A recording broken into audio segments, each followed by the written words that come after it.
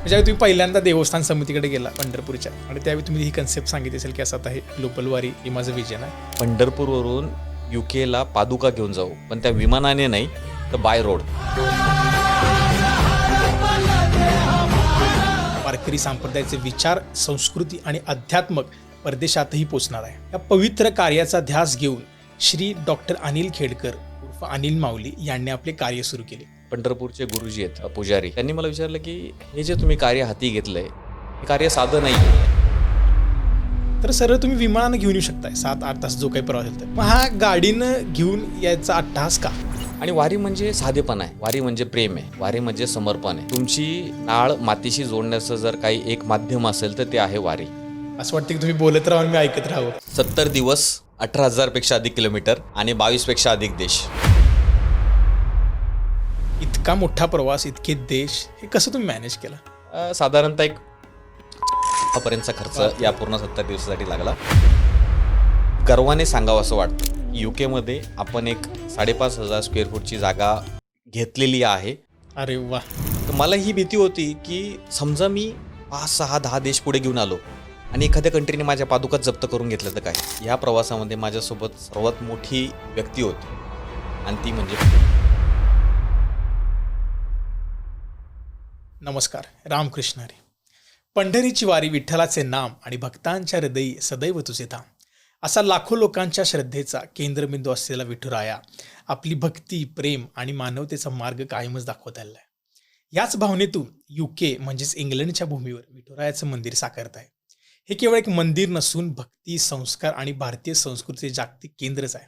हे Shri Vitthal Rukmini temple UK या उपक्रमाचे संस्थापक आणि प्रेरणास्थान आहेत. पंढरपूरच्या विठुरायाचे पवित्र पादुका तब्बल 27 देशांचा प्रवास करून UK मध्ये आणण्याचा ऐतिहासिक उपक्रम त्यांनी यशस्वी केला. नमस्कार अनिलजी, स्वागत आहे तुमचं आणि थँक्यू सो मच की तुम्ही इतक्या बिझी शेड्यूलमधून आज आपल्याला टाईम दिला आणि आय एम ग्लॅड की आज आपण हे रेकॉर्ड करतोय. कसे आहात आणि कसं वाटते? नाही, नमस्कार, रामकृष्ण हरी सर्वांना. प्रथमतः आज बरोबर 1 वर्ष पूर्ण झालं आहे. 2025 20 जून या दिवशी आपण UK ला टचडाऊन केलं होतं, जो हिस्टॉरिकल मोमेंट होता.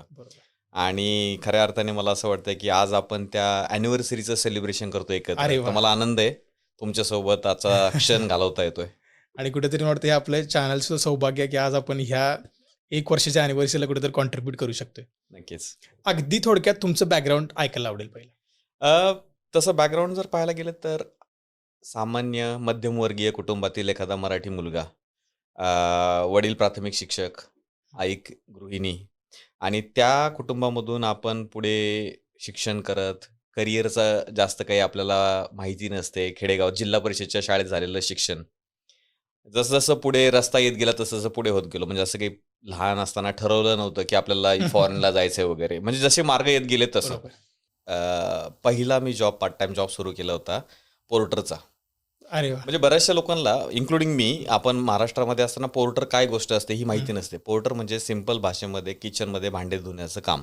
बरोबर. तिथून सुरुवात केली आणि पांडुरंगाच्या आशीर्वादाने 22 सप्टेंबर 2008ला मी पोर्टरचं काम केलं आणि 1 डिसेंबर 2016ला माझं स्वतःचं लंडनमध्ये रेस्टॉरंट होतं. अरे वा. तर मला असं वाटतं की कुठेतरी आपली जी मेहनत आहे किंवा आईवडिलांची जी शिकवण आहे, त्यांचे आशीर्वाद आहेत, ते फळाला येत गेले. अरे वा, खूपच छान, मस्त. मला वाटतं ही या जर्नीतून आज आपले जे बघणारे विद्यार्थी आहेत, तुम्ही जसं म्हणला की तुमच्या काळात ट्रेंड होता तो आजही तसाच ट्रेंड आहे आणि कुठेतरी त्यांना सुद्धा इन्स्पिरेशन मिळेल. खरंच कंटिन्युअस तुम्ही जर एफर्ट्स घेत गेलात तर यश हे 100% मिळतेच. नक्की. म्हणजे तुम्ही पहिल्यांदा देवस्थान समितीकडे गेला पंढरपूरच्या आणि त्यावेळी तुम्ही ही कन्सेप्ट सांगितली असेल की असं आता हे ग्लोबल वारी हे माझं विजन आहे. तो काय प्रवास होता आणि कसं तुम्ही ते घडवून आणला थोडक्यात? या प्रश्नाच्या उत्तरासाठी थोडं मी तुम्हाला हिस्ट्रीमध्ये घेऊन जाईल, मागे घेऊन जाईल. म्हणजे UK मध्ये राहताना मनामध्ये नेहमी एक खदखत असायची की 15 वर्ष UK मध्ये राहिलोय. गुजराती, पंजाबी, साऊथ इंडियन लोकांची मंदिरं आहेत, आपण श्रद्धेने त्या मंदिरात जातो. आपल्यासाठी एक ते अभिमानाची गोष्ट आहे की भारताबाहेर हिंदूंची मंदिरं आहेत. पण कुठेतरी एक खंत पण होती की हे सर्व आहेत पण मराठी माणसाचं मंदिर नाहीये. आणि त्याच्यामध्ये खऱ्या अर्थाने हा संकल्प डोक्यामध्ये आला की आपलं मंदिर झालं पाहिजे. मग मराठी माणसाचं मंदिर पाहिजे तर कोणतं? तर आपला विठ्ठल हा भोळा पांडुरंग आहे. महाराष्ट्रात 2 माणसांना अभिमानाने मान झुकते. ते म्हणजे एक म्हणजे छत्रपती शिवाजी महाराज, बरोबर. ज्यांच्यासोबत आपण अभिमानाने मान खाली घेतो. आणि दुसरं म्हणजे भोळा पांडुरंग. मग आपल्या पांडुरंगाचं मंदिर का असू नये महाराष्ट्रामध्ये, बरोबर. भारताबाहेर. तर त्याच्यातून उगम झाला ह्या वारीचा, ग्लोबल वारीचा, की असं काहीतरी करायचं. मग फक्त पंढरपूरला जाऊन हं. पादुका घेऊन यायच्या किंवा मूर्ती बनवून घेऊन यायची. याच्यापेक्षा जी आपली 750 वर्ष जुनी परंपरा आहे हं. वारीची, त्याच्याशी आपल्याला संलग्न होता येईल का? हं, असं हं. काहीतरी करता येईल का, की आपण फक्त देवाला घेऊन नाही जायचं, तर देवासोबत जी आपली हिस्ट्री आहे, जी संस्कृती आहे, ती आपल्याला घेऊन जायची. मग वारी करत असल्यामुळे मला वारी काय असते, वारीचा नियम काय असतो, हे सर्व माहिती होतं. पण मग विचार केला, की चला, आपण ही वारी म्हणजे पंढरपूरवरून UKला पादुका घेऊन जाऊ. पण त्या विमानाने नाही, तर बाय रोड. हं. कारण चालत जाणं शक्य नाहीये, जी वारीची बरोबर. परंपरा आहे. मग नेक्स्ट विचार केला रस्ते मार्गाचा. आणि जानेवारीमध्ये मग UKमध्ये जे काही जवळचे मित्र होते त्यांना ही संकल्पना सांगितली. फेब्रुवारीमध्ये 2025ला महाकुंभमेळा होता हं. उत्तर प्रदेशमध्ये प्रयागराजला. तर मला त्या कुंभमेळ्याला जायचा योग आला. आणि मला सांगायला आनंद होईल, की एक 10 दिवसामध्ये मी प्लॅनिंग केलं इंडियाला जायचं. हं. आणि पुण्यावरून बाय कार मी प्रयागराजला निघालो. ऑन द वे नागपूरला हं. जाताना योगायोगाने पांडुरंगाची कृपा, महाराष्ट्राचे मुख्यमंत्री देवेंद्रजी फडणवीस हं. यांची भेट अरेंज झाली. मग त्या दिवशी नागपूरमध्ये मुक्काम केला. त्यांच्या अरे वाह! बंगल्यावरती गेलो. त्यांना हा प्रोजेक्ट समजून सांगितला, की असं-असं आम्ही विचार करतोय मंदिर बांधायचं. त्यांना तो खूप आवडला. बरोबर. आणि तिथेच गाडी थांबली नाही, तर दुसऱ्या दिवशी आपल्या भारताचे केंद्रीय मंत्री नितीन गडकरीजी काय सांगताय? यांच्या घरी गेलो. त्यांच्या घरी सकाळी 10 वाजता म्हणजे पहिल्यांदा आम्हीच होतो त्यांच्या घरामध्ये भेटायला गेलेलो, की नितीनजी गडकरीजींना हा कार्यक्रम, पूर्ण प्रकल्प हां. समजून सांगितला. म्हणजे कुठेतरी त्यांच्या एक शुभेच्छा घेतल्या. बरोबर. प्रयागराजला गेलो. तिथे त्रिवेणी संगमावरती स्नान वगैरे करून हं. परत रिटर्न आलो. रिटर्न आल्यानंतर सर्वात महत्त्वाचं होतं पंढरपूर समिती, बरोबर. पंढरपूर संस्थानला आपला हा प्रकल्प सांगणं. आणि ज्यावेळेस मी पंढरपूरला गेलो, तिथे तिथले पुजारी असतील, कार्यकारी अधिकारी असतील, समितीचे अध्यक्ष असतील, त्यांची मीटिंग झाली. हं. त्यांनाही समजून त्यांना खूप आनंद वाटला, की पहिल्यांदा आपला पांडुरंग हा भारताबाहेर चाललाय आणि आपल्या पांडुरंगाचं ग्लोबलायझेशन होतंय. अरे वाह! त्यांनी एका शब्दात सांगितलं, "तुम्हाला काहीही मदत लागली, आम्हाला सांगा, आम्ही तुमच्यासाठी इथे हजर आहोत." म्हणजे ते एक पाठबळ भेटलं. बरोबर. जे आपल्याला पाहिजे होते, की जे आपलं प्रेरणास्थान आहे पंढरपूर महाराष्ट्राचं, तिथून जर आपल्याला सपोर्ट भेटतोय, तर आपल्याला अडचण कुठेच येणार नाहीये. आणि याच्यामध्ये एक धार्मिक आणि स्पिरिच्युअल जी गोष्ट हं. माझ्यासाठी खूप महत्त्वाची आहे, ती सांगावीशी वाटते. ज्या दिवशी पंढरपूरला आमची मीटिंग झाली, तो दिवस होता 24 फेब्रुवारी 2025. हं. एकादशीचा दिवस होता. आमची मीटिंग झाली आणि ऑफिसमध्ये आणि निघायची वेळ होती त्यावेळेस पंढरपूरचे गुरुजी आहेत, हं. पुजारी. त्यांनी मला विचारलं, की "हे जे तुम्ही कार्य हाती घेतलंय, हे कार्य साधं नाहीये. बरोबर. हे खूप मोठं होणार आहे. तुम्ही त्याच्यासाठी तयार आहात का?" तर म्हणलं, "हां, ठीक आहे. मी मेंटली विचार केलाय हां. पंढरपूरहून ड्राईव्ह करत जायचं आहे UKला." ते म्हणले, "तेवढं नाही. या कार्याची सीमा तुमच्या विचारापलीकडे जाणार आहे. त्यासाठी तुम्हाला तयार राहावं लागेल." म्हणजे मला म्हणलं, "गुरुजी समजत नाहीये तुम्ही काय हं. बोलताय." ते बोलले, "वारकऱ्याचं पहिलं लक्षण आहे गळ्यामध्ये तुळशीची माळ." बरोबर. मी बोललो, "मी नॉनव्हेज खात नाही, पण तुळशीची माळ कधी घातलेली नाही." ते बोलले, "नाही, पांडुरंगाचा भक्त जर बोलला, तर त्याच्या गळ्यात तुळशीची माळ पाहिजे." मी थोडा विचार केला. मी चालढकल करत होतो. नंतर पुढच्या वेळेस आल्यावर पाहू. कारण हां. तुळशीची माळ घालणं म्हणजे तुम्ही एक प्रकारचं कमिटमेंट देताय हं. पांडुरंगाप्रती, वारकरी हं. संप्रदायाप्रती. तर मग एक 10 मिनिटानंतर मला गाभाऱ्यातून एक जण बोलवायला आला, की "तुम्हाला बोलवलंय." विचार केला काय करायचंय? तर पाहतो तर काय मला त्यांनी डायरेक्ट पांडुरंगाच्या गाभाऱ्यामध्ये घेऊन गेले आणि मला म्हणजे अभिमानाने सांगावसं वाटतं, की असं झालं एकादशीच्या हं. दिवशी पांडुरंगाच्या लाईनमध्ये थोड्या वेळासाठी थांबवून मला गाभाऱ्यामध्ये नेलं आणि पांडुरंगाच्या गळ्यामध्ये जी तुळशीची माळ आहे, ती काढून माझ्या गळ्यामध्ये टाकली आणि त्यांनी सांगितले, की "हे जे कार्य तुम्ही करताय, त्यासाठी पांडुरंगाचा आशीर्वाद तुमच्याकडे अरे आहे." बापरे! आणि म्हणजे मला तुमच्या प्रेक्षकांना दाखवायला आवडेल, की आजही ती माळ माझ्या गळ्यामध्ये आहे. जी ही माळ पांडुरंगाच्या गळ्यातली तुळशीची माळ होती. अरे आणि वाह! मला असं वाटतंय जे काही आता घडत गेलं मागच्या वर्षभरामध्ये, तर हा पांडुरंगाचा आशीर्वाद होता हं. या सर्व याच्यासाठी, की तुम्ही कार्य हाती घेतलंय. पण एक आपण शस्त्र म्हणतो, युद्ध खेळायला गेलो तर आपल्याकडे बरोबर. ढाल, तलवार असते. पण हे युद्ध होतं स्पिरिच्युअल जर्नीचं. हं. आपल्या वारकरी संप्रदायाचं, आपल्या विठ्ठल रुक्मिणीचं. आणि हे युद्ध आपल्याला भारताबाहेर घेऊन जायचं होतं. त्यासाठी साधी रिक्वायरमेंट होती तुळशीची माळ गळ्यामध्ये. बरोबर. तर आनंदाने मी ती तुळशी माळ घेतली आणि तिथून जो जर्नी सुरू झाला, तर तुम्ही आता पाहता 1 वर्षामध्ये आपण बरोबर. काय-काय केलं. मस्त. खूप छान आणि अक्षरशः अंगावर काटा आला मला तुम्ही सांगताना. आता ही सगळी प्रोसेस झाली, सगळ्या मीटिंग झाल्या. अक्षरशः पांडुरंगाचा आशीर्वाद आपल्या मागे आहेच आणि होताच. आणि मग ठरलं की आता UKला पादुका घेऊन यायच्या आहेत. मग मला असं वाटतं जर प्रॅक्टिकली विचार केला, तर सरळ तुम्ही विमानानं घेऊन येऊ शकताय 7-8 तास जो काही प्रवास असेल तर. मग हा गाडीनं घेऊन यायचा अट्टहास का? अट्टास म्हणजे मला फक्त होतं की मंदिर फक्त बांधायचं नाहीये. हं. ती जी संस्कृती आहे, जे आपल्याला लहानपणापासून शिकवलं गेलेलं आहे, हं. ते आपण भारताबाहेर घेऊन जायचं. मग फक्त यूकेला घेऊन जायचं का तर नाही, तर रस्त्यामध्ये वेगवेगळे देश लागतील. त्या देशांमध्ये आपले मराठी बांधव असतील, विठ्ठल भक्त असतील, यांना जोडायचं आहे. वारी म्हणजे काय? तर वारी म्हणजे साधेपणा, प्रेम आणि एकोपा. लव्ह, डिव्होशन अँड हं. रिस्पेक्ट हं. To each other. म्हणजे माणसामधला देव शोधणं म्हणजे वारी. अरे वा. तर जो 750 वर्ष जुनी वारी परंपरा आहे, त्या वारी परंपरेला सोबत घेऊन मला पण यूकेला जायचं हं. होतं. आणि म्हणून मग विचार केला की बाय फ्लाईट गेलो तर काय 2 दिवस लोकांच्या बरोबर. लक्षात येईल. पण जो मला लोकांना जोडायचं आहे, जी वारीची संकल्पना आहे. आपण वारीमध्ये पाहिलं तर कोणी छोटा नसतो, मोठा नसतो, कोणी बरोबर. गरीब नसतो, कोणी श्रीमंत नसतो, कोणी स्त्री पुरुष हा भेदभाव नसतो. वारीमध्ये आपण सगळ्यांना एकाच नावाने हाक मारतो, माऊली. बरोबर. आणि ती जी भावना आहे, ती जी शिकवण आहे, ती मला भारताबाहेर घेऊन जायची इच्छा झाली. म्हणून विचार केला की आता आपण बाय रोड जाऊ. हं. मग बाय रोडची संकल्पना आली डोक्यामध्ये. मग थोडं गुगलला वगैरे सर्च केलं. इतिहासाच्या पुस्तकामध्ये आपल्याला शिकलेलं होतं की एक सिल्क रोड नावाचे एक इंग्रजांच्या काळामध्ये एक रस्ता होता, एशिया टू युरोप. बरं. जो एशियामधून माल होता, तो युरोपला घेऊन जायचा सिल्क रोड होता. मग थोडं गुगलला अजून रिसर्च हं. केला. मग कळलं की 3 रस्ते आहेत आपण यूकेला जायचं असेल तर. एक हं. इराण मार्गे, एक म्यानमार मार्गे थायलंडमधून चायनामध्ये आणि एक नेपाळमधून तिबेट मार्गे चायना आणि हं. मग सेंट्रल एशिया. तर इराणमध्ये वॉर चालू होते. इराण वॉर सुरू बरोबर. होतं. इस्रायलचं वॉरचं परिस्थिती होती. म्यानमार मध्ये सिव्हिल वॉर सुरू हं. होते. त्यामुळे तो सेफ एरिया नव्हता. तर मग सेफेस्ट रूट होता भारतातून नेपाळ, तिबेट मार्गे चायना, चायनातून सेंट्रल एशिया, मग रशिया, युरोप. बरोबर. मग विचार केला चला आता आपल्याला एक रस्ता कळालाय, या रस्त्याने मार्ग करायचा. आणि मग वारीची परंपरा भारताबाहेर घेऊन जाण्यासाठी मला वाटलं हा याच्यापेक्षा जास्त मोठं माध्यम हं. नाहीये. मग एक एक एक एक गोष्ट घडत गेली. मग त्या जर्नीसाठी लागणारी गाडी, बरोबर. गाडीसाठी लागणारं कार्नेट. कार्नेट म्हणजे बेसिकली आपला जसा पासपोर्ट असतो, हं. हं. तसं गाडीचा एक पासपोर्ट 1 वर्षासाठी कार्नेट असतो तो. मग ज्या देशामधून आपण त्या देशाचे विजा. एवढ्यावरतीच थांबायचं नाहीये, तर त्या देशामध्ये असणारं वातावरण. म्हणजे मला बरोबर. सांगायला एक आनंद होतोय की या पूर्ण 70 दिवसाच्या प्रवासामध्ये मी सगळे ऋतू पाहिले. भारतामध्ये, नेपाळमध्ये उन्हाळा होता बरोबर. एप्रिल महिन्यामध्ये. पुढे तिबेटमध्ये आलो, धो स्नो सुरू झाला. बापरे! एकदम बर्फाने आमची गाडी भरलेली. नंतर पुढे खाली उतरलो मेन चायनामध्ये, चायना मेनलँडला काशगर किंवा शिंजांग प्रोव्हिन्समध्ये वाळवंट. जो शिंजांगचा भाग आहे तो पूर्ण वाळवंट. म्हणजे 2 दिवसापूर्वी मी बर्फामध्ये होतो, आज वाळवंटामध्ये आलो. बरोबर. पुढे मी सेंट्रल एशियामध्ये गेलो, किर्गिस्तानला पुन्हा परत स्नो सुरू झाला. आणि कझाकिस्तानमध्ये पूर्ण ड्रायलँड म्हणजे. आणि रशियामध्ये आलो पूर्ण जंगल. ज्या रशियाच्या भागातून गेलो, हं. जंगलातून गाडी चालवायला लागत होती.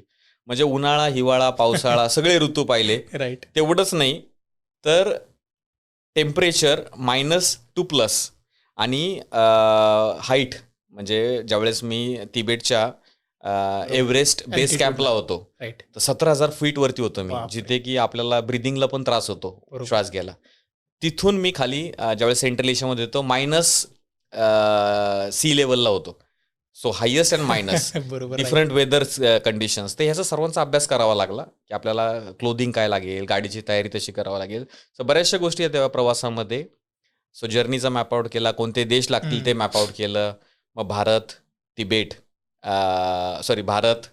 Nepal, Tibet, China, Kyrgyzstan, Uzbekistan, Kazakhstan, Russia, Georgia, Turkey, Bulgaria, Serbia, Slovakia, Austria, Hungary, चेक Republic, Germany, Luxembourg, Netherland, Belgium, France आणि मग फायनली यूकेला पोहोचलो. अरे बापरे.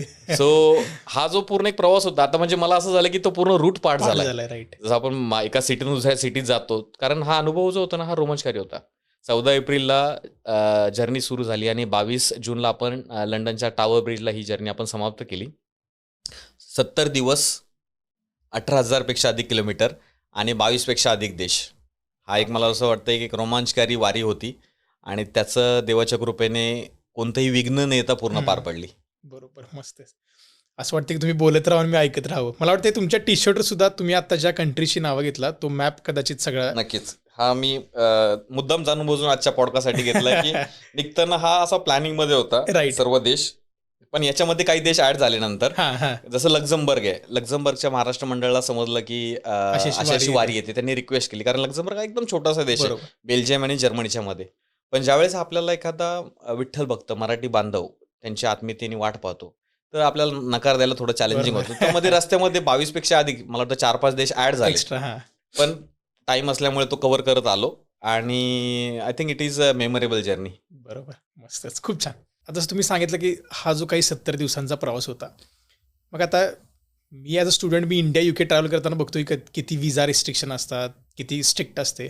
मग तुम्ही हे सगळं मायक्रो प्लॅनिंग कसं केलं? आणि सगळ्यात महत्त्वाची गोष्ट की ह्या जो तुमचा 40-50 जो प्रवास होता, ह्याचा फायनान्स तुम्ही कसं मॅनेज केला? म्हणजे हे ॲज अ थर्ड पर्सन बघताना हे खूप मला डिफिकल्ट वाटते. कारण की आता मी फार काही नाही फिरलेलो, 2-4 दिवस फिरले असेल. त्यातच मला कधी किती स्ट्रिक्ट रूल्स आहेत. आणि गाडीनं पादुकासारख्या महत्त्वाच्या गोष्टी घेऊन येणं हे खूप मला वाटते एक जबाबदारीचं पण काम आहे आणि तेवढंच अवघड आहे. मग तुम्ही ते सगळं कसं प्लॅन केला? याच्यामध्ये एक एक गोष्ट उलगडत गेली.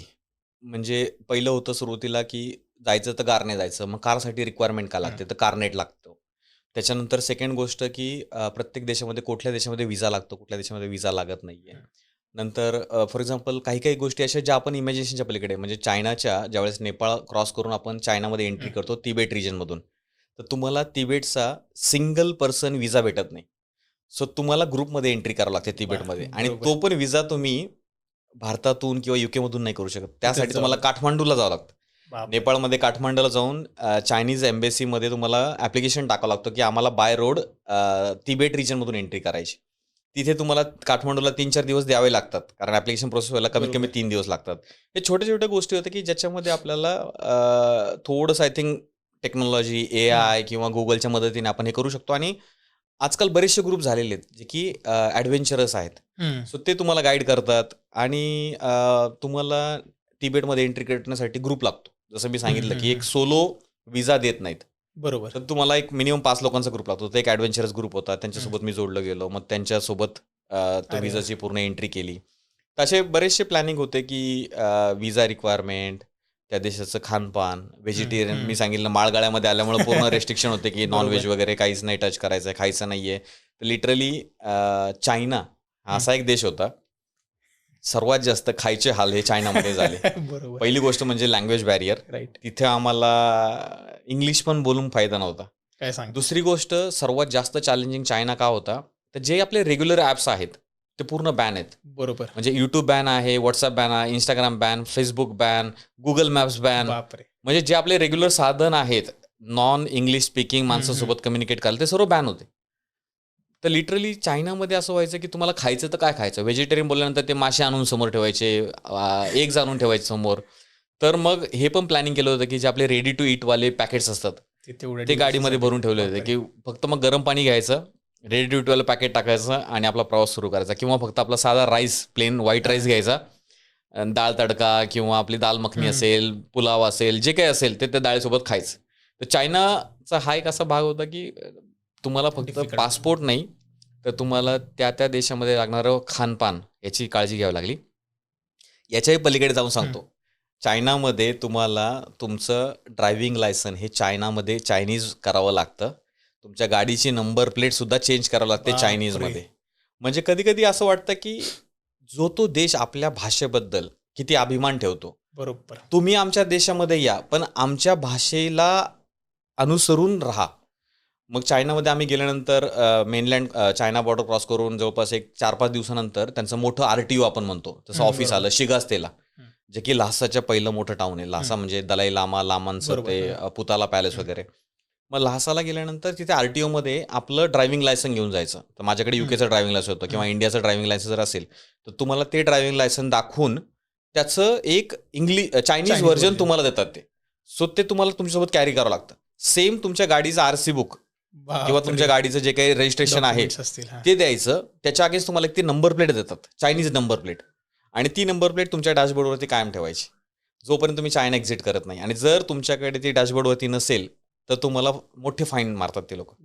कारण का तुमच्या नंबर प्लेट, तुमचं लायसन हे इंग्लिशमध्ये आहे. तिथे जे चायनीज पोलीस आहेत किंवा जे काही ऑफिसर्स आहेत त्यांना लवकर समजण्यासाठी ही त्यांनी करून ठेवलेली प्रोव्हिजन आहे. म्हणजे या लेवलला जाऊन आपल्याला विचार करावा लागतो की माझं पहिलं RTO कुठे येणार आहे, त्या RTO मध्ये मला जाऊन लायसन काढायचं आहे. आणि वेगवेगळ्या ठिकाणी मग भाषेचा प्रॉब्लेम येतो भरपूर ठिकाणी. ड्रायव्हिंग विशेष म्हणजे राईट. भारत आणि नेपाळ आणि UK या 3च देशामध्ये लेफ्ट हँड ड्राईव्ह केलं. बाकी मध्ये आलेले 23-24 देश होते, सगळ्या देशामध्ये राईट हँड साईडला ड्रायव्हिंग केलं. बापरे. तर म्हणजे वेगवेगळ्या गोष्टी होत्या. पण मला असं वाटतं की ज्यावेळेस तुम्ही त्या देशामध्ये एंट्री करता हळूहळू अडॅप्ट करता. बरोबर. सगळ्याच गोष्टी प्री प्लॅनिंग करणं सोपं नाहीये. सो स्लोली तुम्ही तिथे एंट्री केल्यानंतर समजतं अरे हे करायचंय मला, ते करायचं. बरोबर. अगेन मी चायनाबद्दल परत सांगतो. 17 दिवस लागले मला क्रॉस करायला आणि that was the only country ज्या कंट्रीमध्ये माझा डेली पासपोर्ट चेक झाला. बापरे. त्या कंट्रीमध्ये डेली माझे फोटो काढले गेले. हायवेला मोठ्या मोठ्या चेकपोस्ट असतात पोलिसांच्या, जसं आपला टोल नाका असतो. बरोबर. प्रत्येक हायवेला बाहेरची गाडी, इंडियाची गाडी असल्यामुळे मला बाजूला घेतलं जायचं, गाडीतून खाली उतरायचं, आपलं चायनीज ड्रायव्हिंग लायसन दाखवायचं आणि गाडीच्या पुढे यायचं. लिटरली आपण गाडीसमोर उभं राहायचं, कैदी असल्यासारखं आपण उभं राहायचं आणि ते आपले फोटो काढतात. आणि ऑलमोस्ट एव्हरी डे आमचं हे झालं. पासपोर्ट दाखवा, विजा दाखवा, फोटो काढा. गाडीचं लायसन दाखवा, फोटो काढा, गाडीत बसा. पण एक चांगली गोष्ट आहे की 0 भ्रष्टाचार, 1 रुपयाही कुठे द्यायची गरज नाही पडली, करप्शन नाही, काहीच नाही. पण नंतर कळालं हे रोज फोटो का काढतायत. तर सुरुवातीला थोडं इरिटेट झालं. पण असं होतं की आपल्याला प्रवास करायचा, त्यांच्या लोकल रेग्युलेशनला चॅलेंज करून फायदा नव्हता. चालणार नाही. बरोबर. ज्या दिवशी मी काशगर हे चायनाच्या शिंजांग प्रोव्हिन्समध्ये शेवटचं टाऊन होतं, आम्ही आमची गाडी वॉश करायला गेलो आणि तिथे कोणीतरी लोकल पोलिसांना सांगितलं की फॉरेनच्या गाड्या आलेल्या आहेत आमच्या टाऊनमध्ये. आणि हे मेनलँड नाही का, शिंजांग प्रोव्हिन्समध्ये चायनाचं एकदम शेवटचं टोक आहे, किर्गिस्तानच्या बाजूला. तिथे 2 पोलीसवाले 2 व्हीलरवरती आले आणि त्यांनी आम्हाला ते थोडंफार तोडकं मोडकं इंग्लिश बोलत होते. विचारलं की show me licence, where you going, where are you from. The moment त्यांनी आमचा फोटो काढला ना, आम्ही त्यांच्या त्या स्क्रीनवरती पाहत होतो. नेपाळवरून ज्यावेळेस आम्ही बॉर्डर क्रॉस केली तर काशगर या गावापर्यंत येईपर्यंत जे आमचे फोटो काढले होते ना, ते पूर्ण डिस्प्ले होत होते. काय सांगताय. म्हणजे लिटरली ते जे फोटो काढत होते, काही मजाक वगैरे नव्हती. त्यांच्या डेटाबेसला आमचं ट्रॅकिंग चालू होतं की ह्या लोकांनी या बॉर्डरला एंट्री केली आहे, आता यांचा प्रवास कुठे कुठे कुठे चाललाय. आणि ज्यावेळेस आम्ही चायना सोडून किर्गिस्तानमध्ये एंट्री केली त्यावेळेस समजलं की हे पूर्ण ट्रॅक रेकॉर्ड त्यांच्याकडे होता. म्हणजे आपण विचार करतो की एखादा देश त्यांच्या सिक्युरिटीसाठी, त्यांच्या भाषेसाठी, त्यांच्या इंटरनल लॉसाठी किती मेहनत घेतो हे त्या प्रवासामध्ये समजलं. तर हे पूर्ण तयारी असं मला वाटतं की जसं जसं पुढे जातो ऑटोमॅटिक होत होती. म्हणजे शब्दच नाही तर मला किती. आणि मी इमॅजिन करू शकत नाही. तुम्ही आता हे फक्त एक 2-3 देश सांगितला. प्रत्येक देशाचा प्रत्येक अनुभव असेल आणि प्रत्येक देशाचे वेगळे फॅक्टर्स असतील. वेदर म्हणला, खाण्याचं, भाषण, खूपच छान. एक अजून एक सांगू शकतो रशियाचा अनुभव. म्हणजे मी UK वरून आलो होतो. त्यांना दिसत होतं की UKचा रेसिडेंट आहे. चांगल्या वेने पण आपण ह्याला घेऊ शकतो. ज्यावेळेस कझाकस्तानमधून रशियामध्ये एंट्री करत होतो, रशिया बॉर्डर थोडी युक्रेन रशिया वॉर सुरू असल्यामुळे त्यांनी बाजूला घेतला आम्हाला, एका रूममध्ये घेऊन गेले आणि एक फॉर्म दिला. थोडेफार इंग्लिश बोलत होते ते बॉर्डर ऑफिसर. त्या फॉर्ममध्ये लिटरली असं होतं की रशिया युक्रेन वॉरबद्दल तुमचं मत लिहा, बापरे, पुतीनबद्दल तुमचं मत लिहा, झेलेन्स्कीबद्दल तुमचं मत लिहा, नेटोबद्दल तुमचं मत सांगा, नंतर हे वॉर चाललंय त्यामध्ये तुम्ही कोणत्या कंट्रीला सपोर्ट करताय, तुम्हाला काय वाटतं की वेस्टर्न कंट्रीजने युक्रेनला सपोर्ट केला पाहिजे की नाही केला पाहिजे, रशियाची पोझिशनबद्दल तुमच्या कमेंट काय आहेत. आणि एक हे समजलं होतं, कारण बाय दॅट टाइम मी रशियाला पोहोचेपर्यंत ऑलमोस्ट एक 8-9 कंट्री मी क्रॉस करून आलो होतो. माझं एम क्लिअर होतं, मला लंडनला सुखरूप जायचंय. बरोबर. लोकल अफेअर्समध्ये मला जर मी अडकला असतो तर ही जर्नी पूर्ण कट झाली असती. सिम्पल डोक्यात ठेवलं, प्रत्येक गोष्टीला नॉट ॲप्लिकेबल लिहिलं, नन केलं, कारण आपल्याला तिथे महत्वाचं होतं बॉर्डर क्रॉस करणं, रादर दॅन आपलं ओपिनियन सांगणं. द मोमेंट मी माझं ओपिनियन सांगितलं असतं ना, ते नेक्स्ट लेवलला एस्केलेट झालं असतं. आणि एस्केलेट झालं तर वी डोंट नो की तुम्ही रशियाच्या बाजूने आहात, युक्रेनच्या बाजूने आहात, ते काय पद्धतीने घेतील. त्याच्यामुळे प्रत्येक प्रश्नाला उत्तर होतं no no no not applicable. आणि खाली एक कमेंट होती की तुमचं मत काय याच्यावरती. मी सरळ लिहिलं, I am not involved much into geopolitics, I am adventurous guy, I am travelling from India to London, that's it. ह्यात मला सांगावंसं वाटते खरोखर हे डिसिजन मेकिंग पण किती महत्त्वाचं आहे की जैसा देश वैसा भेस आपण जसं म्हणतोय. आणि हे खरंच ज्या त्यावेळी ही बुद्धी येणं हे खूप मला वाटते कौतुकास्पद आहे. आणि कुठेतरी खरोखर पांडुरंगच तुमच्यासोबत गाडी होता असं म्हणायला हरकत नाही. मस्तच. आता जसं आपली चर्चा झाली की 2017मध्ये तुम्ही पहिल्यांदा वारीला गेला आणि त्यानं ती 7-8 वर्ष तुम्ही ते कंटिन्यू करत राहिला. तो कसा होता प्रवास ज्यावेळी पहिल्यांदा गेला आणि का तुम्हाला वाटलं की आपण हे कंटिन्यू करत राहावं? जसं मी सांगितलं की 2015-16 पर्यंत व्यवसायामध्ये उतरलो होतो. फार्माचं एज्युकेशन रिलेटेड काम चालू होतं, व्यवसाय सुरू होता, side by side restaurant business चालू होता, आपलं रिअल इस्टेटमध्ये काम चालू होतं. पण कुठेतरी प्रत्येक माणसाच्या आयुष्यात एक क्षण येतो, की तुम्हाला सर्व प्रेशर येतं. लग्न झालेलं असतं, तुमची फॅमिली लाईफ बॅलन्स करायचं आहे, प्रोफेशनल लाईफ बॅलन्स करायची आहे, पैसा कमवायचा आहे, घर घ्यायचं आहे. यामध्ये नकळत ना प्रत्येक व्यक्ती आयुष्यामध्ये ना एका प्रेशरमध्ये येतो. हं. तुम्हाला फायनान्शियल, पर्सनल लाईफचं प्रेशर येतं. आणि त्या प्रेशरमध्ये असताना मी कुठेतरी विचार केला, यार थोडे एक 10-15 दिवस ब्रेक पाहिजे आपल्याला. ह्या सर्व टेक्नॉलॉजी, मोबाईल, हं. लॅपटॉप याच्यापासून थोडं दूर जायला पाहिजे. कारण माझे फार्माचा जॉब हा ग्लोबल असल्यामुळे आमचे US, UK, युरोप, बरोबर. ऑस्ट्रेलिया ह्या टाईम झोनमध्ये कॉल चालायचे. म्हणून ॲक्चुअली कामामधून थोडासा वेळ भेटावा आणि एक थोडंसं पीस ऑफ माइंड भेटावं हं. म्हणून वारीचं डोक्यात आलं. त्यावेळेस नॅचरली वारीचा महिना सुरू झाला, आषाढ महिना, की सोशल मीडियाला, WhatsAppला वगैरे बरोबर. ते वारीचे स्टेटस यायला राइट. लागतात. काय शेड्यूल येतं आळंदी देऊचं. तर विचार केला चला हा एक नवीन उपक्रम पाहूया. कारण पुण्यामध्ये राहिलो आणि शिक्षण झाल्यामुळे वारी काही नवीन नव्हती मला. हं. म्हणजे आळंदी देहूवरून जे वारकरी निघतात, बरोबर. ते दरवर्षी पाहिलेले. कारण ज्या 2 दिवस पुण्यामध्ये वारी असते, बऱ्यापैकी पुणे हे बंद असतं. हं. तर वारी ही पाहिलेली होती. पण ती कधी अनुभवलेली नव्हती स्वतःहून. आणि विचार आला की चला यावर्षी करून पाहू. तर माझा 12वीचा क्लासमेट त्याने वारी केलेली होती. हं. म्हटलं चला त्याला फोन केला. तो बोलला, "ठीक आहे, तुझी यायची इच्छा आहे, मी बिनधास्त सर्व तयारी करतो." हां, हां. म्हणजे ठरवून केलेलं वारी हा संकल्प नव्हता. बरोबर. काहीतरी अनुभवायचंय. हं. त्या उद्देशाने वारीला सुरुवात झाली. 2018ला पहिल्यांदा पायी वारी केली आळंदी ते पंढरपूर. हं, हं, हं. आणि खेदजनक असं सांगावं लागेल, की हं. पहिल्या वारीमध्ये कारण नॅचरली तुम्ही जेव्हा 10 वर्ष लंडनमध्ये राहिलेले आहे, तुमची लाईफस्टाईल चेंज झालेली असते. बरोबर. आणि वारी म्हणजे साधेपणा आहे.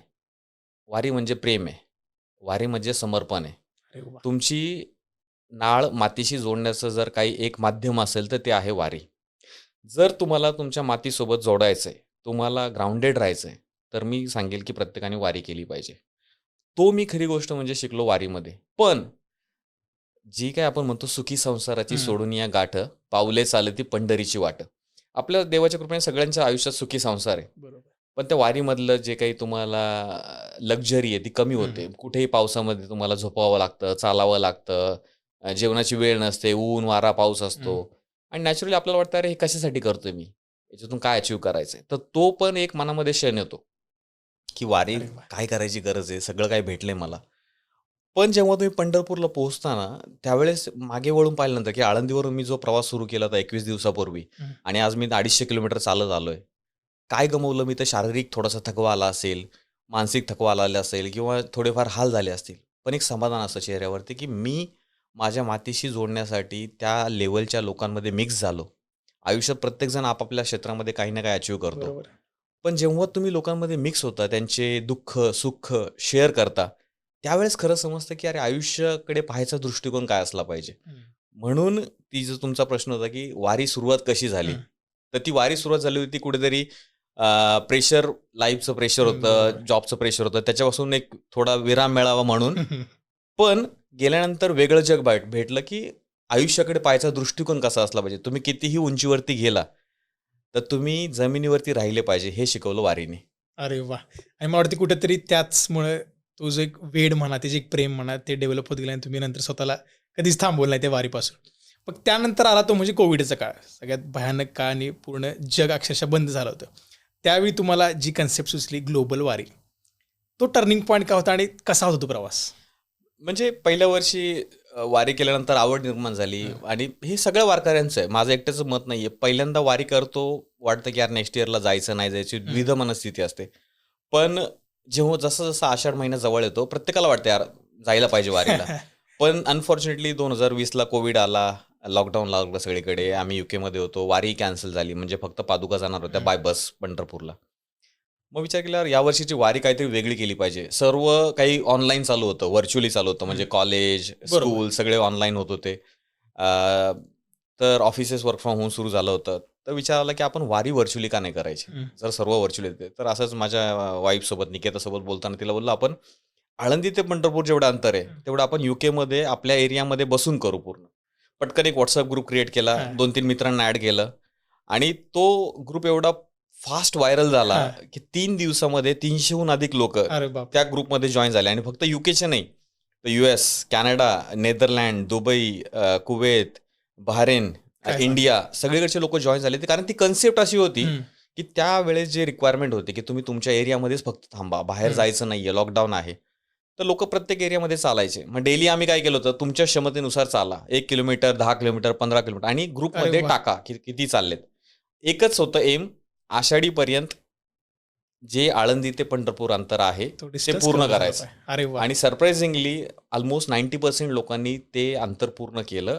ही होती कोविडची व्हर्च्युअल वारी आणि त्याला मी बरोबर. ग्लोबल व्हर्च्युअल वारी नाव दिलं.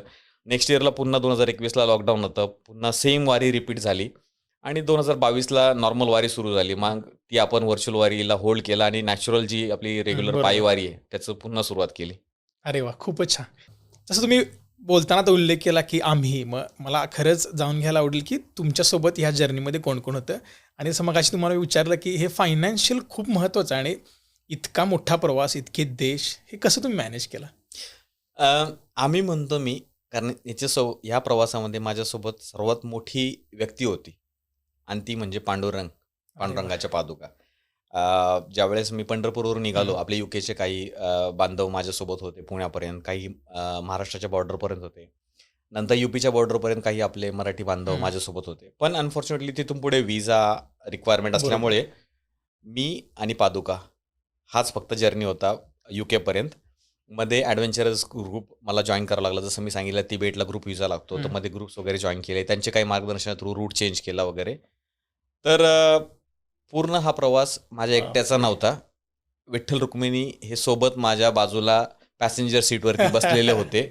म्हणून आम्ही म्हणतो कारण हे मी नव्हतं. हा पूर्ण प्रवास 150 करोड भारतवासियांच्या शुभेच्छांचा, अरे वाह! आशीर्वादाचा होता. यूकेमध्ये आस लावलेल्या मराठी बांधवांचा, विठ्ठल भक्तांचा होता आणि यूके आणि इंडियामध्ये वेगवेगळ्या देशामध्ये असणाऱ्या प्रत्येक आपल्या बंधू आणि भगिनींचा होता. त्यामुळे हा प्रवास कधी मी नव्हता, तो ऑल्वेज आम्हीच राहिला. आणि तुमचा दुसरा प्रश्न होता की खर्च. खर्च नक्कीच जास्त होता. हं. 22 देश फिरायचे, 70 दिवस हॉटेलमध्ये राहायचं आहे. बरोबर. सकाळ, दुपार, संध्याकाळ बाहेर खायचं, गाडीचा खर्च, पेट्रोलचा खर्च, विजाचा खर्च, साधारणतः एक 40 लाखापर्यंतचा खर्च या बापरे! पूर्ण 70 दिवसासाठी लागला.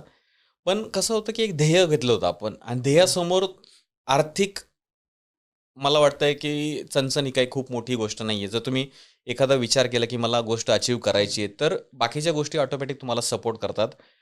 या पूर्ण प्रवासामध्ये काही स्पॉन्सरशिप वगैरे काही घेतली नाही. मी माझी जी काही बरं. सेव्हिंग होती, ती यूज केली. कारण मला हे माझं स्वप्न होतं. हं. आणि मला असं वाटतं ज्यावेळेस तुम्ही तुमचं स्वप्न पाहता, ते दुसऱ्यांच्या कुबड्या घेऊन तुम्ही तुमचं स्वप्न साकार नाही करू शकत.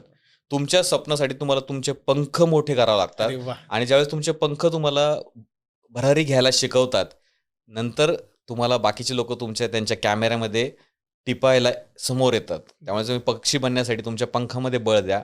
मग ते आर्थिक बळ असेल, शारीरिक असेल, मानसिक असेल, तुम्ही स्वतः द्या. ऑटोमॅटिक लोकं तुमचे फोटोग्राफ घ्यायला येतील. हा त्याच्यामागचा उद्देश होता, की आपल्याला लोकांकडे गेलो असतो, स्पॉन्सरशिप भेटल्या असत्या. पण बरोबर. हे शॉर्ट स्पॅनमध्ये झालं. मला हे पटकन करायचं होतं आणि देवाच्या कृपेने तेवढं होऊन गेलं. सो मला असं वाटतं पैशापेक्षा जो काही अनुभव आलाय, हं. लाईफटाईम मेमरी म्हणूया आपण, तो खूप मोठा आहे. मस्त. खूप छान.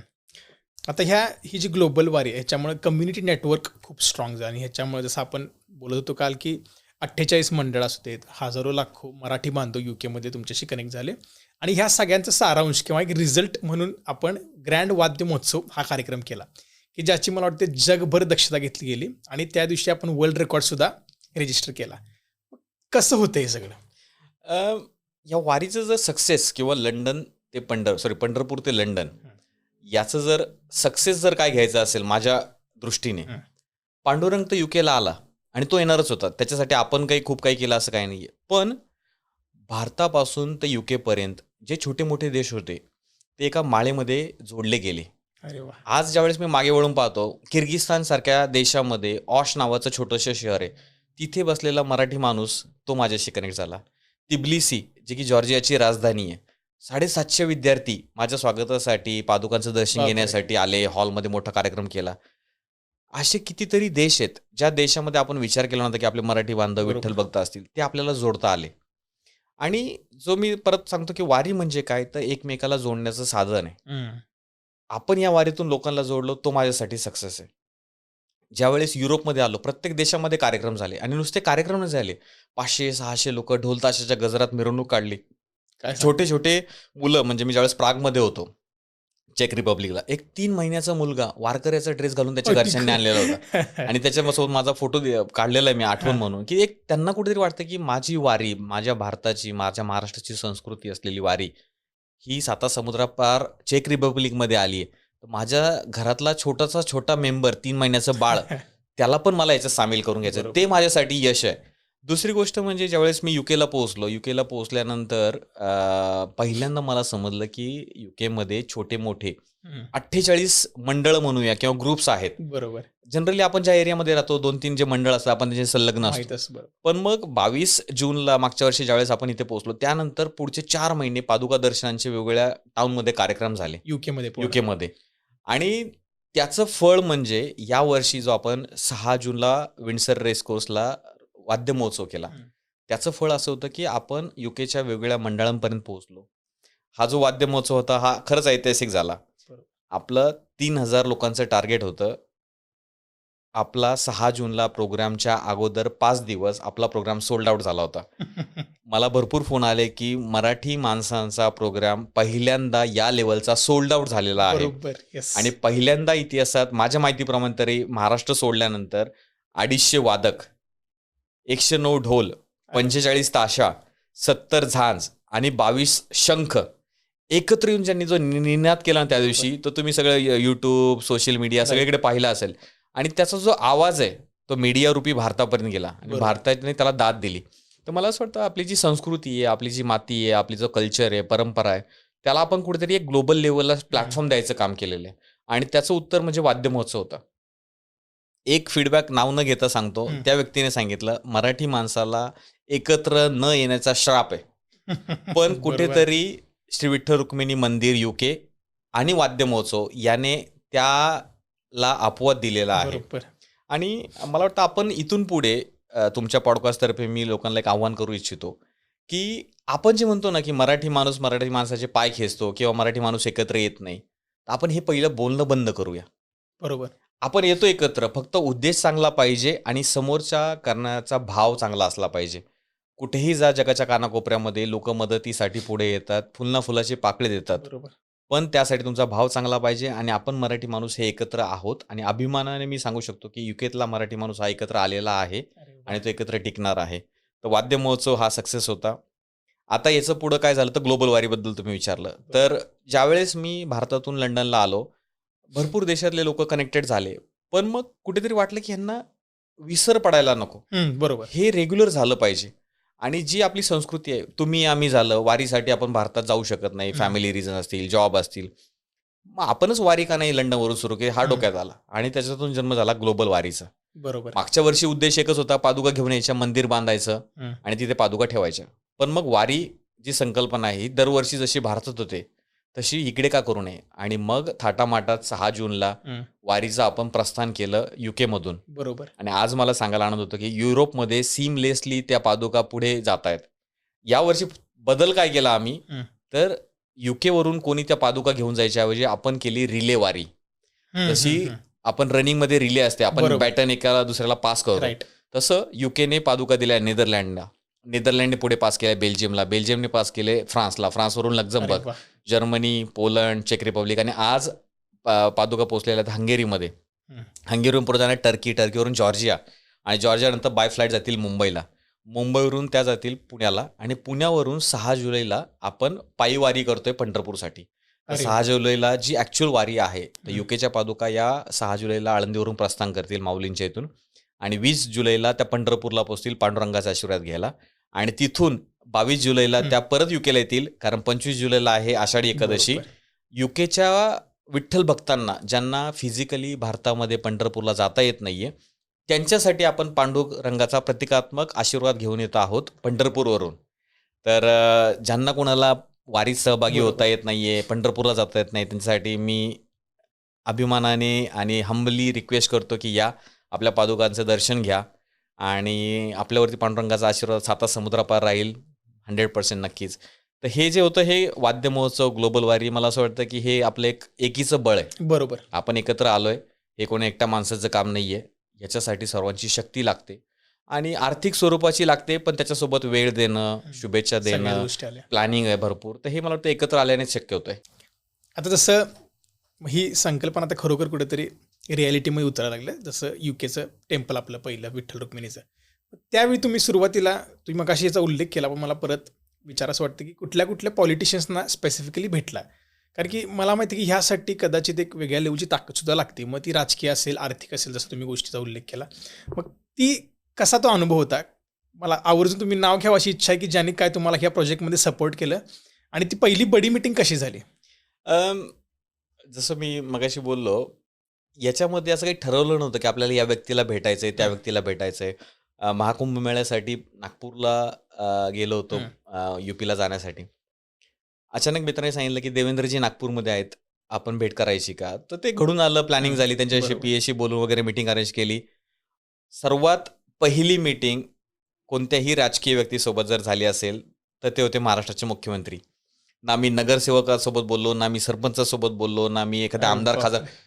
म्हणजे देवानी कुठेतरी ठरवलं की डायरेक्ट तुम्ही मुख्यमंत्र्याला जाऊन भेटा. आणि दुसऱ्या दिवशी पाहतोय तर डायरेक्ट केंद्रीय मंत्री नितीन बरोबर. गडकरीजींना भेटा. म्हणजे कुठेतरी असं घडवून आणलं देवाने, की तुम्हाला मी कनेक्ट करून देतोय, तुम्ही फक्त जाऊन एक्सप्लेन करा. देवेंद्रजीसोबत बोललो, त्यांनी व्यवस्थित प्रोजेक्ट समजून घेतला. त्यांनी आपल्याला आव्हान पण केलं की जे काही सहकार्य होईल महाराष्ट्र सरकारतर्फे आम्ही करू. पुढे मग नंतर आपल्या उदयनराजेजी भोसले हं, आहेत, त्यांच्याशी भेट झाली. MITचे राहुल कराड, विश्वनाथ कराड त्यांची भेट झाली. भरपूर मान्यवरांशी भेट झाली. आमदार, खासदार वगैरे त्या त्या हं, हं. राज्याचे किंवा UKला आल्यानंतर भरपूर आमदारांचा टूर असतो, ते भेटतात वगैरे. बरोबर. तर राजकीय लेव्हलला आपण पाठबळ घेतोय आणि कोणतंही स्वप्न पूर्ण करायचं असेल, मंदिराचं असो, आर्थिक मदतीशिवाय होणं शक्य नाहीये. बरोबर. ते सगळ्यात महत्त्वाचं. पण मला आनंदाने आणि खूप गर्वाने सांगावसं वाटतं, की UKमध्ये आपण एक 5,500 स्क्वेअर फूटची जागा घेतलेली आहे. हं. आत्ता मी नाव डिस्क्लोज करू शकत नाही लोकेशनचं, बिकॉज प्लॅनिंग परमिशन आहे. 3-4 बरोबर. महिन्याचा काळ लागणार आहे. तोपर्यंत आपण जोपर्यंत प्लॅनिंग अप्रूव्हल येत नाही, तोपर्यंत आपण करू शकत नाही. पण जे काही ही 5,500 स्क्वेअर फूटची बिल्डिंग आपण घेतली आहे, त्याला आपण माऊली भवन नाव दिलंय. अरे आणि वाह! त्याचं जे आर्थिक पाठबळ आहे, हे कोणी मोठ्या व्यावसायिक माणसाने नाही दिलं, कुठल्या पॉलिटिशियनने नाही दिलं, कुठल्या कलाकाराने किंवा सेलिब्रिटीने नाही दिलं. हे तुमच्या आमच्यासारख्या माणसांनी याच्यासाठी मदत केली आहे. एक खरंच खूप आनंद आहे. जे मी बोललो, की हं. मराठी माणूस मराठी माणसाचे पाय खेचतो, हे बोलणं बंद करा. त्याच्यासाठी रिझन असं आहे, की माझ्याकडे अनुभव आहे. बरोबर. ज्यावेळेस आपण आपल्या मंदिरासाठी जागा शोधत होतो, ही जी बिल्डिंग मी सांगतोय, ती ऑक्शनमध्ये आली होती. हं. आणि जानेवारी 2026ला आपल्याला ऑक्शनमध्ये ती बिल्डिंग समजली. आपण त्यांना प्री ऑक्शन ऑफर दिली बरोबर. आणि त्यांनी ती ऑफर ॲक्सेप्ट केली, प्रोव्हायडेड की आपण 6 वीकमध्ये त्याचं कंप्लीशन करू. हं, 2 फेब्रुवारी 2026ला हं, लोकांना आम्ही अप्रोच करायला सुरुवात केली, की आपल्याला 400 के £400,000 म्हणजे रफली 4,500 करोड हं. रुपीजचा आपल्याला शॉर्टफॉल होता, ती बिल्डिंग बाय बापरे! करण्यासाठी.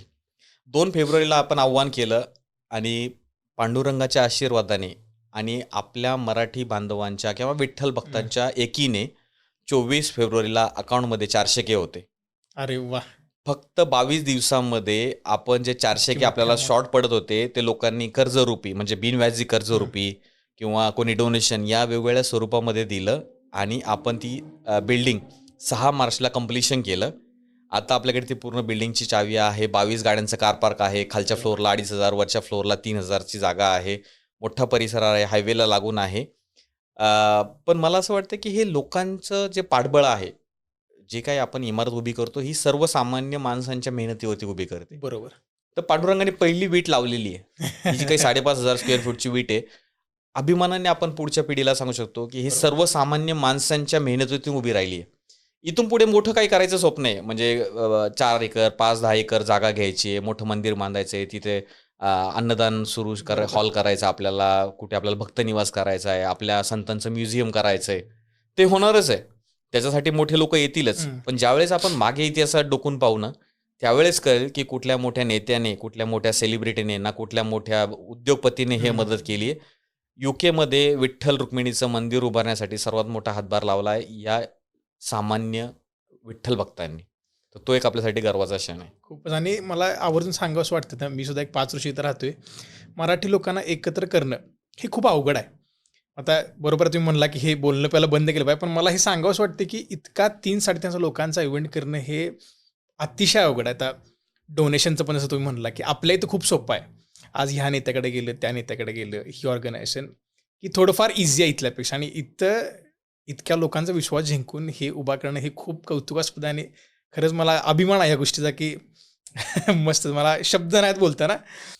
आता हा प्रवास जो तुम्ही सांगितला आणि मला वाटतं ह्यात अप्स अँड डाऊन्स आपण म्हणतोय की हे खूप आले असणार आहेत. मग असा एक क्षण आला असावा की आता हे होईल काय? असा ज्यावेळी डाऊट आला तो क्षण काय होता आणि त्यातून तुम्हाला पांडुरंगाने बाहेर कसं काढलं? सर्वात पहिलं मला ज्यावेळेस मी ह्या जर्नीचा विचार केला, माझ्या डोक्यात एकच भीती होती. कारण ज्या पादुका आपण बनवलेल्या होत्या, त्या पादुका आपण पंढरपूरचा जो सोनार आहे, हं. ज्या सोनाराने विठ्ठल रुक्मिणीच्या पादुका बनवल्या, आपण त्याच सोनाराकडून आपल्या पादुका बनवून घेतल्या, हां. की जेवढं आपल्याला पंढरपूरशी समरस होता येईल, तेवढा आपण प्रयत्न केला. पण ते बनवताना एक शंका आली मनात, की चांदीच्या पादुका आहे, 3-3.5 किलोचं वजन आहे, नाही बोललं तरी 2-3 हजार पाऊंड त्याची किंमत बरोबर. आहे. आणि आपण वेगवेगळ्या बॉर्डर क्रॉस करत येतोय. म्हणजे आजकाल आपण विमानाने किंवा एका देशातून दुसऱ्या देशात जातो, तर कस्टम ऑफिसर्स असतात. राईट. आणि ते नॉर्मली चेक करतात की तुम्ही ह्याचा टॅक्स पे केला आहे का, हं. याची ड्युटी पे केली का, किंवा बऱ्याचशा कंट्रीजमध्ये किती गोल्ड किती सिल्वर आपण कॅरी करू शकतो त्याच्यावरती रेस्ट्रिक्शन्स लिमिट आहेत. असते. बरोबर. तर मला ही भीती होती की समजा मी 5-6-10 देश पुढे घेऊन आलो आणि एखाद्या कंट्रीने माझ्या पादुकात जप्त करून घेतलं तर काय? कारण सिल्वर आहे, त्यांच्यासाठी ते बरोबर. सिल्वर आहे. सर्वात मोठा माझ्यासाठी भीती होती की कस्टमवाल्यांनी किंवा सिक्युरिटीमध्ये पादुका जमा करून घ्यायला नको. कारण माझं एम होतं या पादुका मला युकेच्या लोकांच्यासाठी जायच्याच आहेत. दर्शनासाठी घेऊन जायच्या आहेत. बरोबर. आणि कुठेतरी एक अद्भुत शक्ती आहे, जी शक्ती माझ्यासोबत कायम होती. म्हणजे आपण एक उदाहरण देऊया. पुण्यावरून समजा आपण मुंबईला गेलो. हं. एक 3-4 तासाचा प्रवास आहे. प्रवास केल्यानंतर एक थकवा येतो. बस आता आजचा प्रवास हं. भरपूर झाला, बरोबर. कणकणी आली आहे किंवा दमल्यासारखं वाटतंय, आता उद्याचा नंतर प्रवास करू. या पूर्ण 70 दिवसामध्ये ना मला सर्दी झाली, ना मला खोकला आला, ना मला ताप आली, ना मला कणकण आली. हे झालं माझं शारीरिक. बरोबर. गाडीचं सांगतो, ना मला गाडीला एखादा स्क्रॅच आला, ना माझी गाडी पंक्चर झाली, ना मला गाडीमध्ये कुठे रिपेअर करायची वेळ आली. तर ज्यावेळेस आपण एक 18-20 हजार किलोमीटरचा प्रवास करतो, त्यावेळेस काही ना काहीतरी होऊ शकतं गाडीला. बरोबर. किंवा शरीर 70 दिवस रोज तुम्ही 500, 600, 800 किलोमीटर गाडी काय चालवताय, थकवा येतो ना साहजिक. काहीच होत नव्हतं. ती कुठेतरी एक अद्भुत शक्ती होती. आणि तीच शक्ती मला वाटते जे माझ्यासाठी मेन कन्सर्न होता, की पादुका जप्त व्हायला नको. हं. चायनाच्या बॉर्डरला लिटरली आमचं पूर्ण गाडी एम्प्टी केली. पूर्ण आमच्या बॅगा एक्स-रे स्कॅनिंगमधून चेक केल्या. आम्हाला एक्स-रे स्कॅनिंगमधून जावं लागलं. आमच्या गाडीवरती भारताचा जो मॅप होता, हं. तो मॅप फाडला गेला. कारण अरुणाचल प्रदेश आणि अक्साय चीन हे चायनीज लोक म्हणतात की आमचा भाग आहे. बरोबर. जो आपला भारताचा भाग आहे, आपण असं दाखवतो मॅपमध्ये. तर गाडीवरती असा रूट आपला मॅप काढलेला होता. तर चायना इमिग्रेशनला, बॉर्डर क्रॉसिंगला त्यांनी तो मॅप फाडायला लावला. काय ते बोलले की सांगताय? अरुणाचल प्रदेश आणि अक्साय चीन हा तुम्ही दाखवू शकत नाही. आमच्या चायनामधून जाताना तर ते फाडायला लावला. तर मला वाटलं ह्याच्या पुढे जाऊन आता आपल्या पादुकांचं काय होईल? पण या 22-23 देशांच्या बॉर्डर क्रॉसिंगमध्ये कोणत्याही कस्टम ऑफिसरने किंवा कोणत्याही सिक्युरिटीने एकही प्रश्न नाही विचारला की या पादुका काय आहेत, याच्या आतमध्ये काय आहे आणि कुठे घेऊन चालल्यात. म्हणजे माझ्या मनामध्ये दुगदुग अशी होती की ज्यावेळेस पंढरपूरवरून पादुका घेतल्या, बरोबर. आम्ही त्यांना रिक्वेस्ट केली होती दुकानदाराला की याचं बिल, इनवॉइस आम्हाला इंग्लिशमध्ये द्या. राईट. पण आम्ही ते विचार केला की ह्यांनी बनवून ठेवलं असेल. ज्या दिवशी आम्ही पादुका घेऊन पंढरपूरवरून निघणार, पूजा वगैरे करून, त्या दिवशी त्यांना बिल मागितलं आणि जे व्हायचं तेच झालं. त्यांनी आम्हाला ते बिल मराठीमध्ये दिलं. आता करायचं काय, त्या बिलाचं घेतलं, त्याचं ट्रान्सलेशन ऑनलाईन जसं करता येईल तेवढं केलं, बरोबर. सोबत ठेवलं. पण भीती तीच की ओरिजिनल बिल इंग्लिशमध्ये नसेल तर आपण चॅलेंजेस. प्रॉब्लेम होऊ शकतो. पण कुठेच त्या पादुकांना काहीच अडचण आली नाही. म्हणजे लिटरली आमच्या गाड्या उझबेकिस्तान बॉर्डरला 3 तास त्यांनी होल्ड केल्या होत्या गाडी चेक करण्यासाठी. कारण त्यांची ती जे एक्सरे स्कॅनर होते ते स्कॅन करू शकत नव्हते. तर नवीन एक्सरे स्कॅनर येईपर्यंत त्यांनी आमच्या गाडी होल्ड केली. पण पादुकांना काहीच होत नव्हतं. माझ्या बॅगा बाहेर यायच्या, त्यासोबत पादुका बाहेर यायच्या. म्हणजे कुठेतरी एक दैवी शक्ती होती बरोबर. ज्यांनी ठरवलं होतं.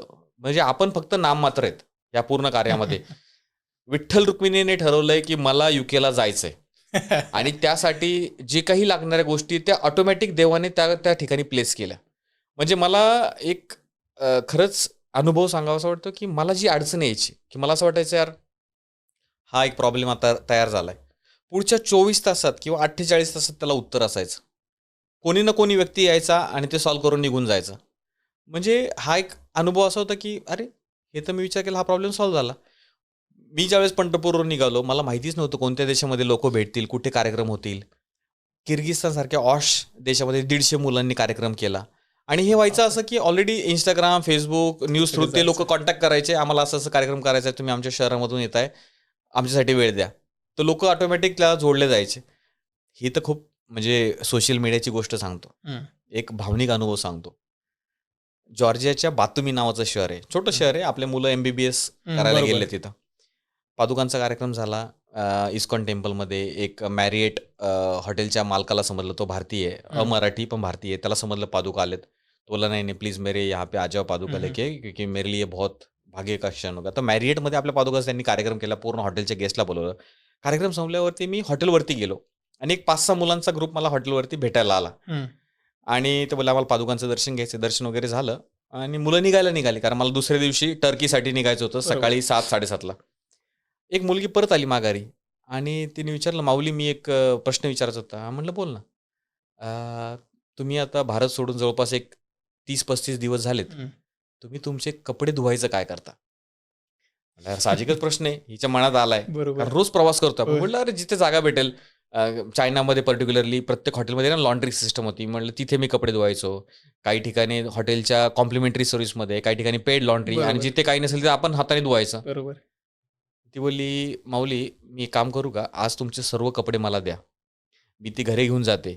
मी धुते, ड्राय करते, इस्त्री करते आणि सकाळी तुम्ही 7-7:30ला निघणार आहे त्यावेळेस मी हॉटेलला परत आणून देते." अरे वाह! म्हणजे आपण मोठे-मोठे चॅलेंजेसचा विचार केला होता, की आपल्याला बॉर्डर क्रॉसिंगला येईल, सिल्वर पादुकाला येईल.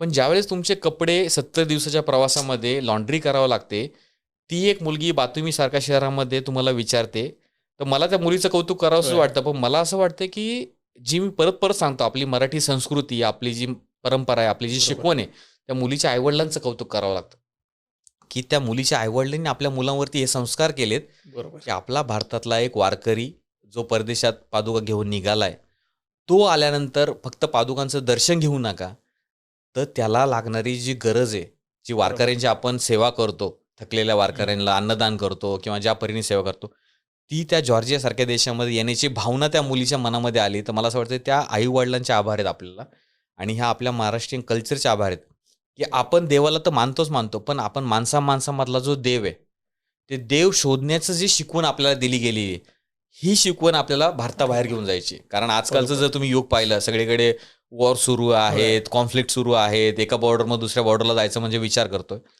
तर या जिओपॉलिटिकल टेन्शनमध्ये कुठेतरी आपली संस्कृती सांगते, की तुम्ही भिन्न आहात. तुमचा कलर वेगळा आहे, तुमची आर्थिक परिस्थिती वेगळी आहे.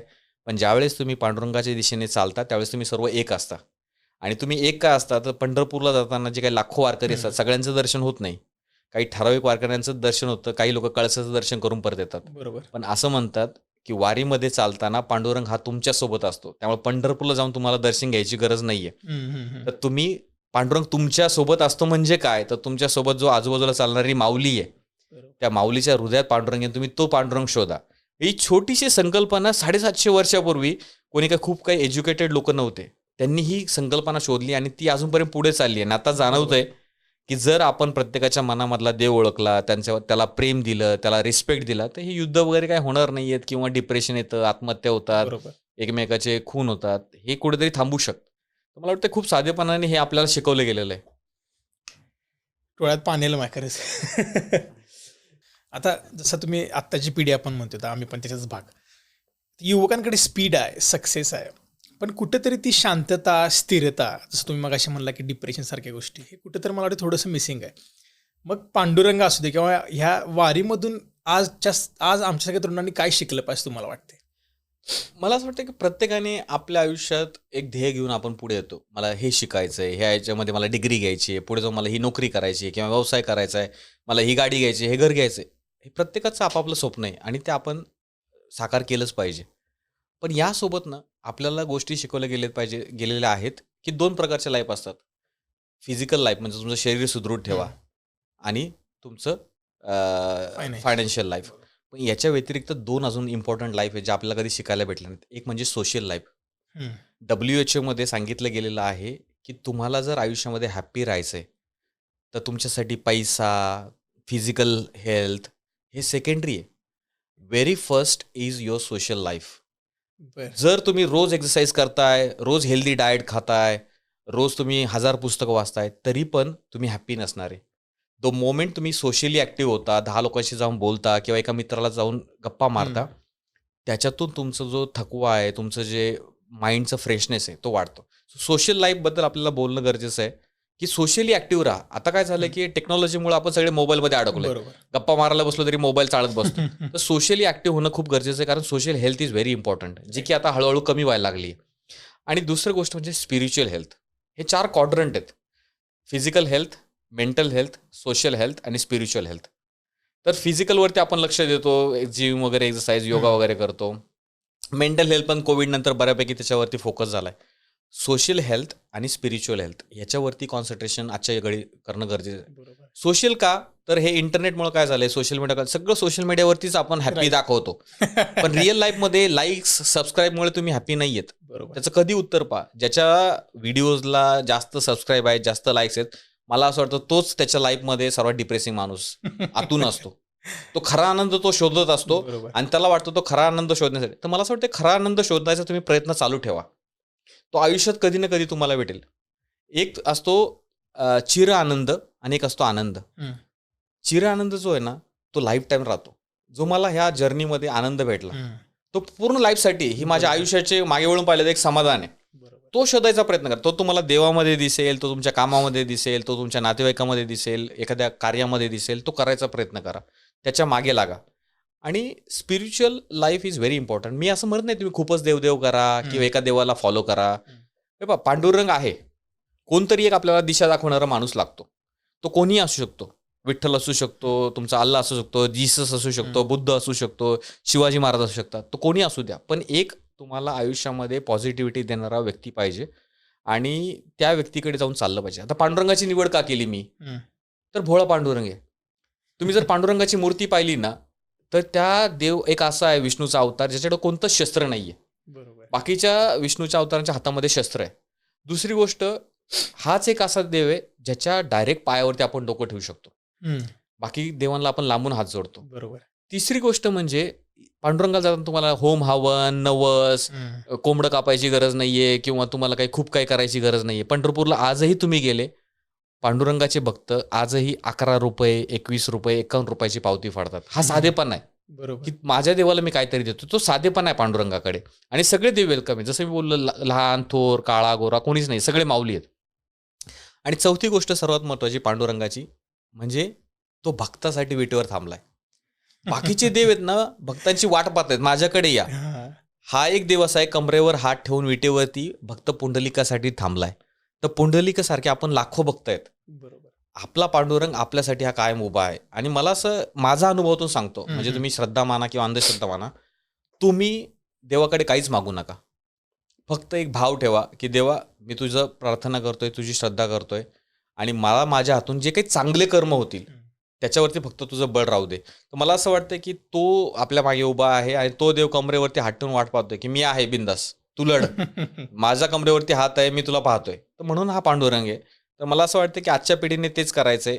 हे 4 क्वाड्रंट जे मी सांगितले त्याच्यावरती आपल्याला मेक शुअर करायचं आपण काम करतोय. आणि कोणाला एकाला माना तुमचा आदर्श, आणि त्याच्याकडून प्रेरणा घेऊन फक्त चांगले कर्म करा. कर्म हे तुमच्या कामातून, तुमच्या वागण्यातून तुम्हाला तुमची उंची गाठून देतील. अरे वा, खूपच छान. मला वाटते कुठेतरी हे आजच्या तरुणांना या उत्तरातून बरेचसे शिकण्यासारखं आहे. हे कदाचित परत रिप्ले करून तिने ऐकावं अशी माझी इच्छा आहे. खूपच छान. जर आज असं झालं की आज जर विठ्ठल तुमच्या समोर आले आणि तर काय मागाल त्यांच्याकडे? खरंच हा माझ्यासाठी मनातून आलेला आवाज आहे. म्हणजे तुम्हाला असं वाटेल की हे बनबनाय उत्तर आहे. देवाने मला, पांडुरंगाने जेव्हापासून हे पांडुरंगाची भक्ती करायला लागलो किंवा संकल्पना आली विठ्ठल मंदिर युकेला बांधायचं आहे, खूप काही चांगले अनुभव दिले. भरपूर लोक जोडले गेले, नाव दिलं, प्रशंसा दिली, खूप काही दिलं. देव जर माझ्यासमोर उभा राहिला तर मी देवाला एकच मागेन, मला गर्व होऊन देऊ नको आयुष्यात कधीच की मी हे केलं. हा मीपणा मला कधी येऊन देऊ नको. माझ्या मनामध्ये की मी काही करतोय आणि माझ्याप्रमाणे झालं पाहिजे हे मला कधीच होऊन देऊ नको. तुझा आशीर्वाद माझ्या पाठीशी राहू दे. ती जी शक्ती आहे ती कंटिन्यू माझ्यासोबत राहू दे. फक्त मला या मातीशी ग्राउंडेड ठेवून दे. या मातीशी मला जोड. अरे वा. आणि जे काही तुझ्या हातून, तुझ्या प्रेरणेतून माझ्याकडून करून घ्यायचे ते करून घे. पण ह्या करून घेताना कुठेही मनामध्ये मीपणाचा भाव येऊन देऊ नको. आणि बाकीचं सर्व आहेच, मला पांडुरंगाची शक्ती आणि श्रद्धा करण्याचं बळ दे, एवढंच. अरे वा, खूपच मस्त. शोचं नाव आहे की द हंट विथ अरिहंत. तर what are you still hunting and why? Hunting आता सध्या मी जे पाहतोय की समाधान मला भेटलेलं आहे. मला आयुष्याचा पर्पज भेटलेला आहे. मला असं वाटतं प्रत्येकाने आयुष्याचा एक पर्पज शोधावा. आणि हंटिंग हेच आहे की मला माझ्या या आयुष्याच्या वाटचालीमधून एखाद्या माणसाला जर त्याच्या आयुष्याचं हंट हं. जर करून देता आलं तर मला समाधान राहील. की बऱ्याचशा लोकांना आयुष्य ढकलायचं आहे. आजचा दिवस गेला फक्त समाधानी, उद्याचं माहिती नाही आहे. बरोबर. तर उद्याचं काय आहे हे जर इन्स्पिरेशन किंवा हे मोटिवेशन जर देऊ शकलो तर मला असं वाटतं की ते एक सक्सेस राहील. कारण आयुष्य प्रत्येकजण जगतोय, बरोबर. पण त्या जगण्याला काहीतरी अर्थ जर देता आला आपल्याला तर मला असं वाटतं ते माझ्यासाठी हंटिंग आहे सध्या. बरोबर. असं वाटलं की आता हाच तुमचा अनुभव आहे ना, हा म्हणजे खूप वास्ट आहे. तुम्ही हा काहीतरी मला वाटतं डॉक्युमेंटेड किंवा हा सगळ्यांपर्यंत पोहोचला पाहिजे असं मला वाटतं. तर बरेचसे असे छोटे क्षण असतात, जसं तुम्ही त्या ताईचा जो उल्लेख केला, कपडे धुण्यासाठीचा. मग काहीतरी तुम्ही मला वाटतं की आमच्यासारख्या तरुणांना मला वाटतं ह्या पॉडकास्टमधूनच शिकायला खूप मिळते. पण असं काहीतरी तुमच्या डोक्यात काय आहे काय? नाही, बरीच रिक्वेस्ट झाली. मागच्या वर्षी हा प्रवास झाल्यानंतर भरपूर ठिकाणी कार्यक्रमामध्ये बोलायची संधी आली. पण होतं काही नाही, की सर्वच सांगता येत नाही. हं. वेळेअभावी म्हणा किंवा त्यावेळेस स्पॉन्टेनियसली गोष्टी आठवत नाहीत.